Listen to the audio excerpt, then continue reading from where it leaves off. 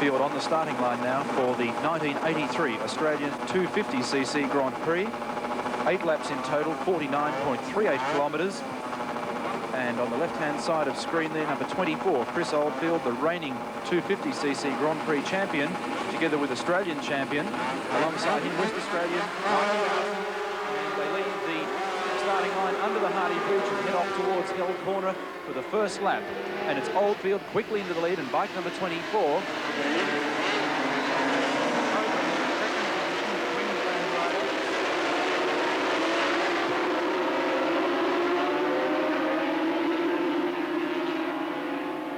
Look at the lead that Oldfield has as he goes up to the top of the mountain, lining up for the right-handed. The 250cc lap record is held by Greg Hansford of Queensland on the Works 250 Kawasaki at 2:24.84. And Oldfield, the rider who we're watching, is a real hard rider, and I think there's quite a good chance that he's going to be able to put in some fairly prolific type of lap times. He's on the British Armstrong with the Rotax engine.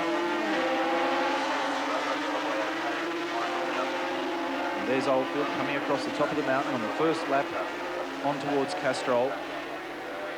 The yellow bike and the red and white leathers.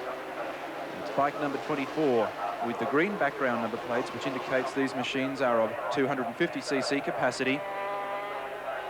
The reigning champion in the 250 class over Skyline. There's second place. Lee Roebuck from Goulburn in New South Wales has moved up into second.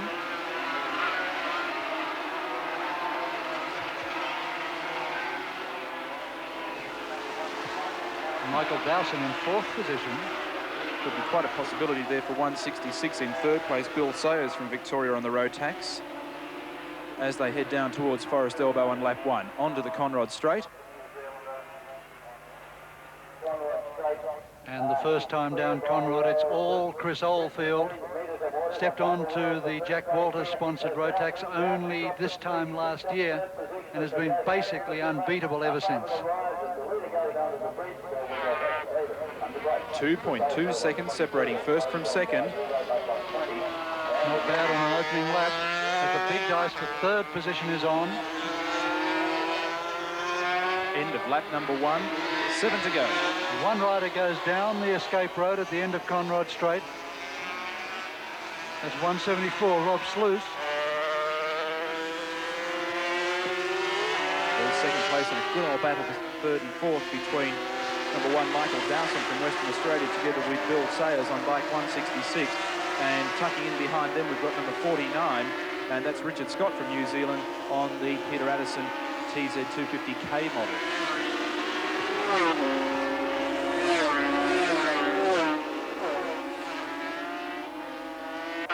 And one rider heavily off, and that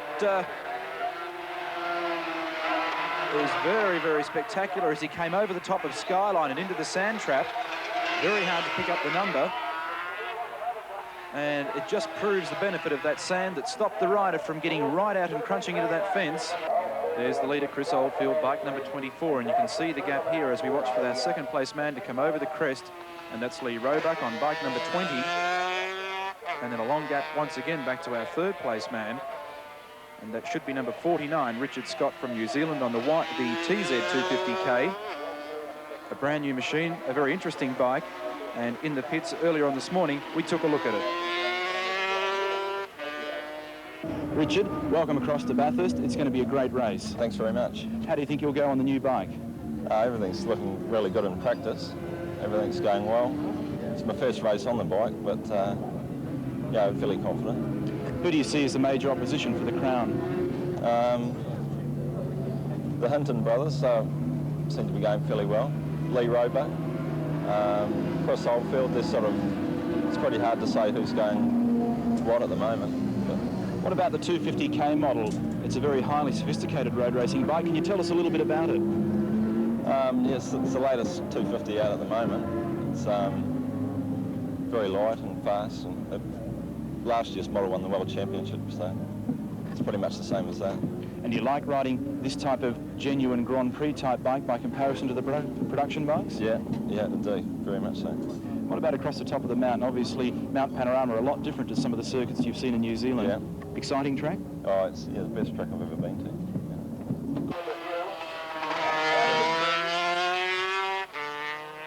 Blue flag out, 1 lap to go for Chris Oldfield.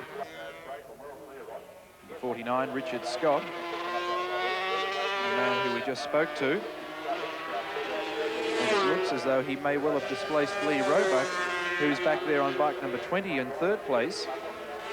So Richard Scott making a real push towards the top of the field, the likeable New Zealand rider. The business end of the TZ 250K. Glances over his shoulder, and Roebuck now back in 3rd place. Top of the mountain for the last time. Oldfield can afford to look down at his motorcycle, make sure that everything's in tip-top order as he goes over Skyline and wins his way down to pick up a great double at the 1983 Mount Panorama meeting, and that is wins in the Australian 350cc Grand Prix and this, the 250cc Grand Prix. And has a glance once again. I hope there's nothing wrong with the bike. Whistling down Conrad. Not whistling down that hard with his knee out. One wonders, in fact, if he does have a problem with his machine, and just how close behind is Richard Scott. Well, if he does have a problem, as we all know, coming around this next left-hander. Yes, he does have one. Here we go. 1 corner remaining, perhaps 400 metres left in the 1983 Australian 250cc Grand Prix, and Chris Oldfield just about limping to the finish. Oh, he's got power, and he takes the checkered flag very, very slowly indeed. So, a lucky win. And by gee, Richard Scott wasn't too far behind there on bike number 49 as he flashed through our shot. And the race for 3rd place is on between Bernie Summers and Vaughan Coburn, and Summers has got it as he goes down into Murray's corner for the last time. Coburn can't do it, and Bernie Summers takes 3rd position. And the results of the Australian 250cc Grand Prix, Chris Oldfield on an Armstrong framed machine from Richard Scott and Bernie Summers, both on Yamahas.